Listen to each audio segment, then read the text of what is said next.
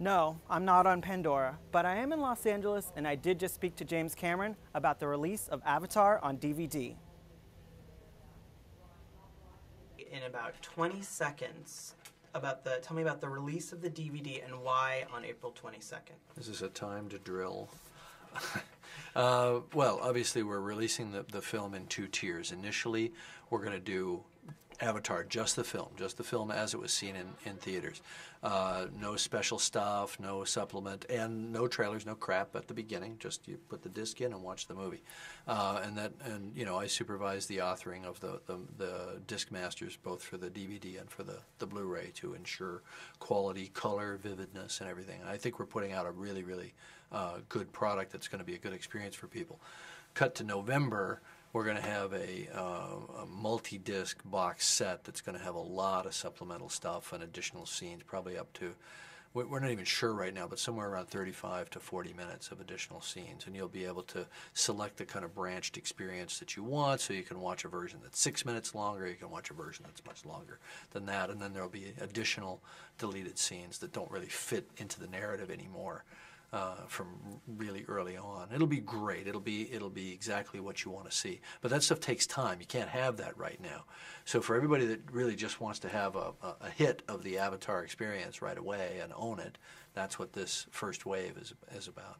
And why April 22nd for the first wave? Well, April 22nd is really for a fortuitous opportunity for us because it's the 40th anniversary of Earth Day. And I remember the first Earth Day 40 years ago. This was around the time when I was forming a lot of my ideas as a teenager about the world. And I was very concerned about pollution and the environment and the war. This was during the Vietnam War. And all those ideas and those themes just stayed with me through my entire adulthood, and I was really still working all that stuff out, all my angst about that, because those issues haven't gone away. You know, war is still an issue. The environment is the major challenge that we face as human civilization. It hasn't gotten better, it's gotten worse over the 40 years, notwithstanding the great efforts of all the environmentalists who've been working hard to try to solve the problem. They haven't solved the basic problem, which is human growth, human economic growth, human industrial growth, just constantly pushing nature back and back until it's getting marginalized. And the planet's starting to fight back, and we're going to be feeling the bite of that.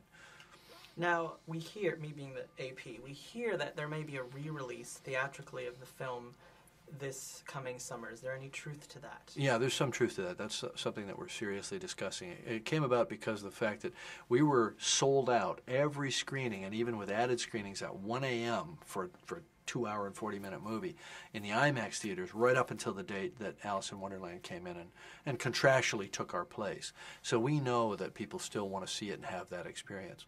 So we're going to add back 5 or 6 minutes of new stuff that's never been seen before and put the movie back out in 3D and in IMAX in probably August. The plans aren't really set for what date it'll be and all that, but that's the general game plan. So lastly, when the DVD comes out in November-ish, will you be able to watch it in 3D, first of all? And also, when any of this new footage comes out, could you tease us with what we may see? Right. The 3D is not, we're not announcing anything about the 3D, and that's a separate issue from this box set, what we call the Uber boxed set in November, that's got all the supplemental materials and additional scenes, behind the scenes stuff and all that.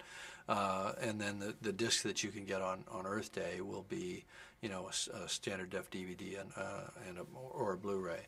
And I heartily recommend the Blu-ray. And interestingly, what we're seeing is that the Blu-ray pre-sales are proportionately way above what they normally are as a percentage of the total pre-sales. So almost the same thing is happening in the home market as happened in the theatrical market, which is people are selecting for the most premium version of the experience that they can get.